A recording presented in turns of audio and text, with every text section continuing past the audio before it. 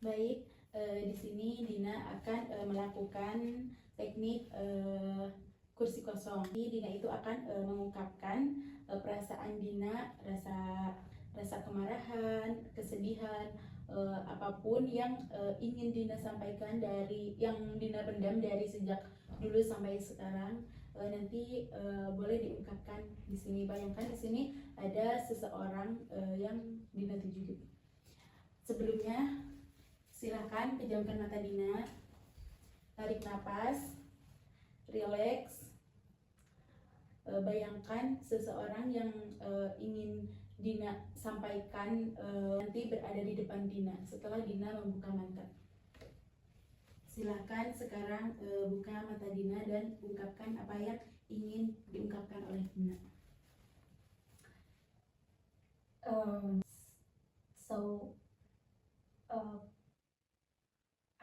I don't know how to say kakek.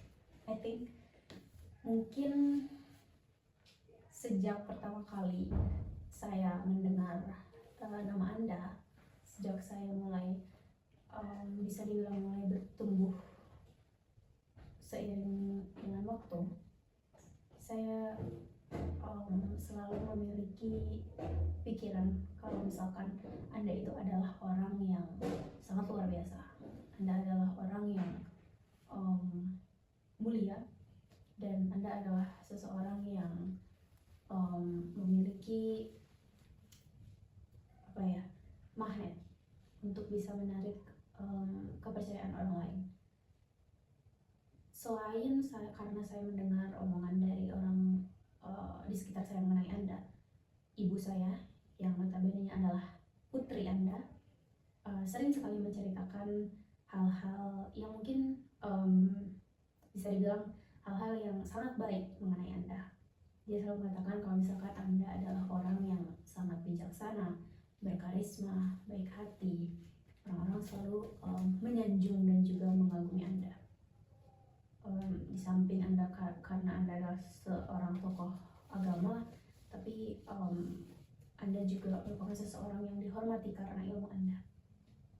Selama ini saya juga sangat bangga. Saya sangat bangga memiliki atau saya bisa menjadi keturunan Anda. Tapi suatu hari kakak saya, cucu Anda yang pertama, dia pernah bilang seperti ini kepada saya. Jangan pernah ngomong sama saya, jangan pernah sentuh saya. Silahkan nikmati hidup kamu sebagai cucu dari seorang kiai. Di sana saya tidak mengerti apa maksud dari omongannya, tapi saya paham kalau misalkan dia kecewa dengan Anda. Tapi pada saat itu saya tidak mengerti dia kecewa kenapa. Saya berpikiran, kenapa dia kecewa dengan seseorang yang sangat luar biasa ini. Sampai akhirnya waktu terus berjalan, kemudian hal-hal yang tadinya menjadi misteri sedikit-sedikit mulai terpecahkan. Puzzle yang dari lama saya pikirkan mulai tersusun, dan saya pun juga mulai merasakan apa yang sempat dirasakan oleh kakak saya. Saya mengerti kenapa pada saat itu kakak saya merasa kecewa dengan Anda, karena saya juga mulai berpikir, dan saya sangat ingin bertanya, mengapa Anda melakukan suatu atau memutuskan sesuatu yang pada akhirnya menurut saya tidak bisa Anda kendalikan, tidak bisa Anda atur, tidak bisa Anda pertanggungjawabkan. Maksudnya, ketika saya mendengar masa kecil mama saya, putri Anda, dia itu seperti anak yang tumbuh dari keluarga yang broken home. Dan ketika saya bilang ke ibu saya, oh mama broken home ya, dia tidak menyangkal, dia bilang iya mama broken home, dia bilang seperti itu. Saya saya bingung sebenarnya. Kalau misalkan Anda menikah dan memiliki anak, tapi Anda membiarkan anak Anda merasa sebagai seorang anak yang tidak memiliki ayah, kurang kasih sayang ayah, tidak memiliki figur ayah, dan bahkan mengakui bahwa dia adalah seorang broken home, kenapa Anda memutuskan untuk menikah lagi dan memiliki anak gitu? Masa kecil putri Anda tuh sangat berbeda dengan anak-anak pada umumnya. Anak-anak yang memiliki kasih sayang, yang merasakan kasih sayang, penuh kasih sayang dengan dari ayah dan ibunya. Ibu saya tuh juga pengen terlahir dari keluarga yang normal pada umumnya, yang dimana satu rumah tuh hanya ada satu ayah, satu ibu, anak, dan mereka tuh tumbuh bersama gitu. Itu yang saya inginkan, bukan satu ayah, dua ibu. Mungkin Anda juga ngerti maksud saya. Saya tidak akan mengungkit hal ini apabila Anda memang telah berhasil gitu, istilahnya telah berhasil mempertanggungjawabkan apa yang Anda lakukan. Tapi saat ini saya merasa Anda kurang berhasil dalam menangani apa yang Anda lakukan, dalam mempertanggungjawabkan apa yang Anda lakukan gitu. Mungkin sebagai cucu, saya dibilang saat ini saya tidak merasa bangga lagi seperti dulu. Saya merasa kecewa. Banyak hal yang terjadi di kehidupan ibu saya yang saya rasa itu semua karena keputusan Anda, yang dimana seharusnya dia dibiarkan saja untuk tetap bersama dengan ibunya berdua, hidup di Tasik dengan bahagia, kemudian sekolah, melanjutkan pendidikannya, dan menamatkan SMA, lalu meraih cita-citanya menjadi bidan. Tapi tiba-tiba Anda menyorati pondoknya, lalu meminta ibu saya untuk pindah. What do you want?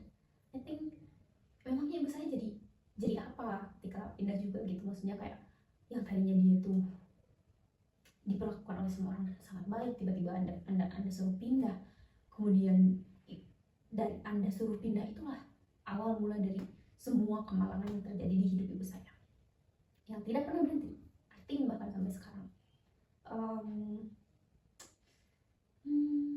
Mungkin banyak hal yang tidak bisa saya mengerti dari semua keputusan yang telah Anda buat, dan saya ingin saya tahu bahwa tidak semua hal harus saya tahu alasannya kenapa, tapi mungkin untuk saat ini yang saya rasakan tuh saya kecewa dengan Anda gitu. Saya kecewa dengan semua keputusan Anda yang menurut saya it's not fair, it's not good, it's not fair, totally not fair. Dan jika bisa, mungkin saya berbicara secara langsung, saya hanya ingin Anda tuh bisa dengan berani mengatakan kepada semua orang kalau misalkan tidak ada satu orang pun yang boleh membeda-bedakan putri Anda, tidak ada satu orang pun yang boleh menyakiti atau menyakiti putri Anda, karena bukannya semua manusia itu sama ya. Maksudnya saya cuma ingin ketegasan, saya ingin ada ibu saya tuh merasakan perlindungan dari sosok ayahnya yang selama ini sama dia hidup, saya rasa tidak pernah dia dapatkan dari Anda gitu. Dan sebenarnya kalau misalkan Anda memang tidak bisa melindungi dia, Anda tidak bisa membuat benteng pertahanan untuk melindungi dia, kenapa Anda suruh dia pindah? Itu salah satu yang menjadi pertanyaan terbesar saya. Mungkin beberapa waktu ke depan saya masih akan terus bertanya mengenai hal ini. I know ya mungkin tidak, ini membuang-buang waktu saya karena ini adalah sesuatu yang sudah sangat lama dan sudah berlalu sudah sangat lama, tapi saya rasa itu hal yang wajar bagi seorang anak ingin mengetahui keadilan atau kebenaran mengenai orang tuanya gitu. Jadi untuk beberapa saat ke depan saya rasanya saya masih akan merasakan kecewa terhadap Anda. Saya masih akan merasakan ketidakbanggaan saya terhadap Anda, meskipun Anda dilulukan oleh banyak orang, tapi saya enggak dulu. Untuk sekarang saya akan mencoba untuk berpikir, saya akan mencoba untuk menjernihkan pikiran saya, kemudian untuk doa-doa yang selama ini saya panjatkan, saya akan tetap berdoa untuk Anda. Saya akan selalu berdoa untuk kebahagiaan Anda, meskipun di satu sisi saya kadang ketika saya merasa ibu saya tuh selalu merasa bahwa ibu saya tidak bahagia, Anda pun tidak boleh merasakan bahagia. Tapi ibu saya selalu bilang kita tuh tidak boleh kita tuh tidak boleh sama seperti orang menjahati kita. Jadi meskipun saya tidak ridho sebenarnya, tapi karena Anda adalah sosok pria yang disayangi dan dicintai oleh ibu saya, jadi ya saya juga akan tetap mendoakan kebahagiaan untuk Anda. Itu mungkin yang ingin saya sampaikan. Semoga di kehidupan selanjutnya kita sama-sama bahagia dan sama-sama merasa adil. Thank you. Sudah? Oke. Nah, Dina kan sudah mengungkapkan apa yang selama ini Dina pendam kepada beliau. Nah, setelah Dina mengungkapkan apa isi hati Dina, apa yang Dina rasakan setelah mengungkapkannya? Saya bisa merasakan kelegaan hati saya setelah saya berbicara barusan, dibanding dengan sebelum-sebelumnya saya selalu menyimpan sendiri, memendam sendiri. Tapi ketika saya berbicara dan saya membayangkan sosoknya ada di depan saya benar-benar merasa kalau misalkan saya berbicara langsung dengan beliau, saya benar-benar merasa didengarkan oleh beliau apa yang saya ungkapkan. Jadi ya, saya merasa pesan yang ingin saya sampaikan dan keluhan yang ingin saya sampaikan itu tersampaikan dengan baik. Perasaan Dina sudah disampaikan dan sudah merasa lega dengan proses teknik kursi kosong ini ya. Untuk selanjutnya itu pelajaran penting apa yang Dina dapat setelah melakukan teknik kursi kosong ini? Saya mendapatkan sebuah pelajaran bahwa segala sesuatu yang mungkin terasa mengganjal di hati kita itu tidak baik kalau misalkan kita terus memendamnya sendiri.